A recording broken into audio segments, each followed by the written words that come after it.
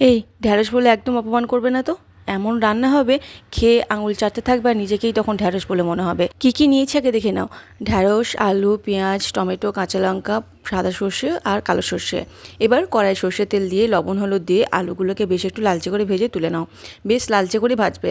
তারপর ওই কড়াইয়ের মধ্যে ঢ্যাঁড়সগুলোকেও একটু ভালো করে নাড়াচাড়া করে এপিট ওপিট ভেজে তুলে নিই। আবারও সর্ষের তেল দিয়ে রসুন কুচি, কাঁচা লঙ্কা কুচি, পেঁয়াজ কুচি। ব্যাস, এরপর চলে যাবে টমেটোটাকেও একটু বেশ ভালো করে নাড়াচাড়া করে একটু দিয়ে দেবো লবণ। আর পেঁয়াজটা কিন্তু একদম ভেজে গলিয়ে ফেলবে না, খাওয়ার সময় যেন পেঁয়াজগুলো মুখে থেকে।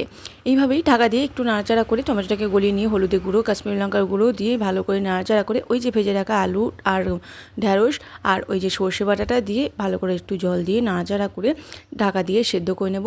আর হ্যাঁ, স্বাদ মতো লবণটা কিন্তু অবশ্যই দিয়ে দিও। সুসেদ্ধ হয়ে গেলে যেটা কাঁচা লঙ্কা, অল্প একটু কাঁচা সর্ষের তেল আর অল্প একটু চিনি দিয়ে ভালো করে আবারও চাপা দিয়ে নামিয়ে গরম ভাতে খেয়ে দেখবে তো নিজেকে ঢ্যাঁড়স বলে মনে হয় কি না।